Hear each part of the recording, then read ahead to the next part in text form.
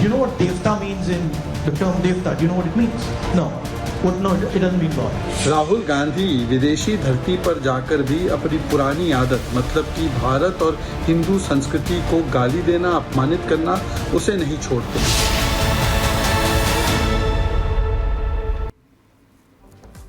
कांग्रेस सांसद राहुल गांधी ने एक बार फिर से विदेशी धरती से सनातन का अपमान किया है। राहुल गांधी बता रहे हैं कि देवता जैसी कोई चीज होती नहीं है और देवता का मतलब क्या होता है वो अपनी ही भाषा में समझाते हुए नजर आ रहे हैं। इस पर बीजेपी राहुल गांधी पर हमलावर हो चुकी है। देखिए इस रिपोर्ट के जरिए। No, it doesn't mean God.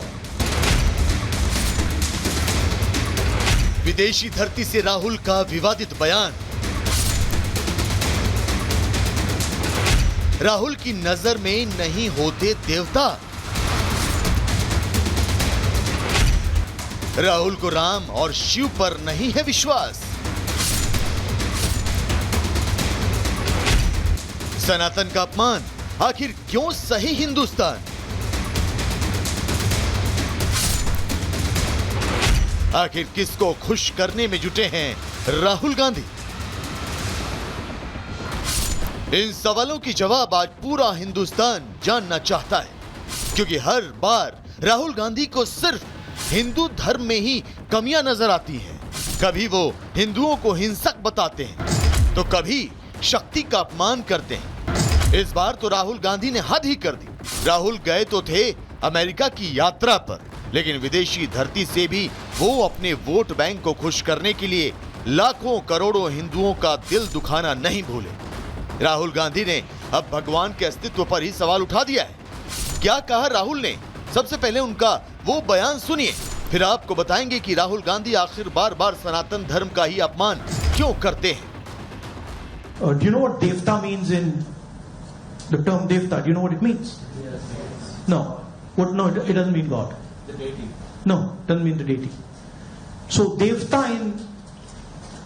in India actually means a person whose internal feelings are exactly the same as his external expression.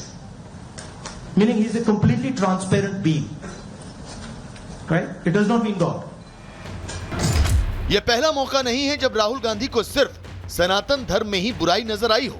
इसी साल जुलाई महीने में उन्होंने लोकसभा में बयान दिया था कि हिंदू 24 घंटे हिंसा, हिंसा और नफरत की बातें करते हैं। इससे पहले राहुल गांधी ने कहा था कि अगर आप पुनर्जन्म में विश्वास नहीं रखते तो राम में कैसे यकीन कर सकते हैं। लोकसभा चुनाव के दौरान चुनाव प्रचार करते हुए एक रैली में तो राहुल ने शक्ति पर ही सवाल उठा दिए थे और कहा था कि हम एक शक्ति से लड़ रहे हैं। वहीं महिला सम्मेलन में बोलते हुए राहुल गांधी ने कह दिया था कि जो लोग मंदिरों में जाते हैं और मत्था टेकते हैं वही लोग बसों में मां बहनों को छेड़ते हैं। राहुल गांधी के विवादित बयानों पर कई बार प्रधानमंत्री नरेंद्र मोदी भी आपत्ति जता चुके हैं। सुनिए प्रधानमंत्री नरेंद्र मोदी का वो बयान जब उन्होंने राहुल गांधी को जमकर खरी खोटी सुनाई थी। हर मां शक्ति का रूप है, हर बेटी शक्ति का रूप है। मैं आप शक्ति स्वरूपा सब माता बहन बेटियों का भी पुजारी हूं। कोई शक्ति के विनाश की बात कर सकता है क्या? क्या शक्ति का विनाश हमें मंजूर है? हम सब शक्ति की आराधना करते हैं कि नहीं करते हैं? पूरा हिंदुस्तान शक्ति की आराधना करता है कि नहीं करता है? और ये लोग शक्ति के विनाश का बिगुल फूंक रहे हैं। शक्ति का विनाश करने वालों का विनाश होना चाहिए कि नहीं होना चाहिए? लेकिन राहुल गांधी विवादित बयान देने से बाज नहीं आते। बार बार सनातन धर्म पर सवाल उठाकर वो एक खास वर्ग को खुश करने में लगे। हालांकि इस बार भी बीजेपी ने उन्हें घेर लिया है। देवता का मतलब भगवान नहीं होता। राहुल गांधी जी, क्या किसी और धर्म के पैगंबर इष्ट भगवान के बारे में ये कह सकते हैं आप? कभी नहीं कहेंगे। परंतु ये केवल और केवल हिंदुओं को दो गाली ताकि मिले वोट बैंक की ताली, और इसीलिए कभी कहते प्रभु श्री राम का अस्तित्व ही नहीं, प्रभु श्री राम को भी ये भगवान नहीं मानते। अब देवता भी भगवान नहीं होता ये कह रहे हैं। हिंदू धर्म को, हिंदू आस्था को और हिंदू देवी देवताओं को अपमानित करने का यही बेड़ा उठाया है, क्योंकि मुस्लिम वोट बैंक की राजनीति करनी है।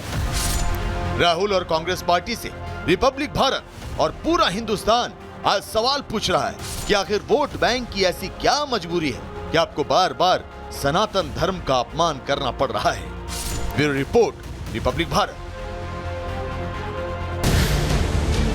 नई सड़क सिटी फूड रेस्टोरेंट के सामने एक व्यक्ति जिनका नाम मुन्ना शर्मा था, आपराधिक तत्वों द्वारा जख्मी कर दिया गया है। उनके इलाज के क्रम में मृत्यु हो गई है। घटनास्थल के आसपास सीसीटीवी फुटेज को खंगाला जा रहा है।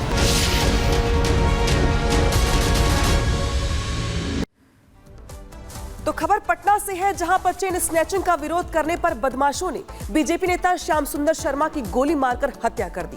दरअसल वारदात सुबह 4 बजे की है, जहां पे तस्वीरों में साफ तौर पर देख सकेंगे आप कि किस तरीके से अपराधी जो है पहले वो चेन स्नैचिंग की कोशिश करते हैं और जब वो चेन स्नैचिंग नहीं कर पाते हैं तो वो गोली मार के हत्या कर देते हैं। हालांकि पूरे मामले को लेकर के बीजेपी सरकार पर हमलावर है, सवाल पूछ रही है और लोग प्रदर्शन कर रहे हैं। रिपोर्ट दिखाते हैं।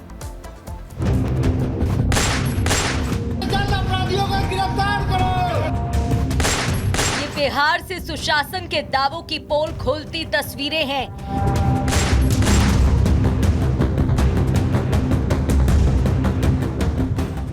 ये बिहार में छुट्टा घूम रहे अपराधियों के खिलाफ भड़के गुस्से की तस्वीरें हैं।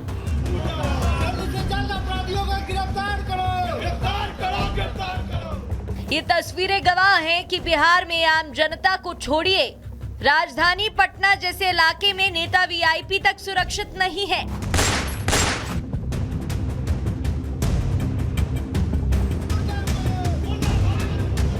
जी हां, बीजेपी कार्यकर्ताओं का ये विरोध प्रदर्शन बीते रोज राजधानी पटना में बीजेपी नेता मुन्ना शर्मा की हत्या के विरोध में है।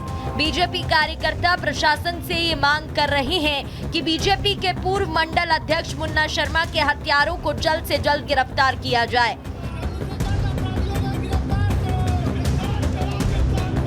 हमारी टीम जो वहाँ पे थी NMCH, उनके परिवारजन ने ही बताया कि चेन जो है उनके गले में है, जो वो चेन पहनते थे, और जैसे कि मैंने बताया कि बहुत कम समय में गोली मारकर वहाँ से फरार हो गए। तो एक स्पष्ट कारण जो है अभी इंक्वायरी चल रहा है। स्पष्ट कारण बताने में अभी एविडेंस कलेक्शन के बाद ही हम लोग बता पाएंगे क्या मोटिव रहा है।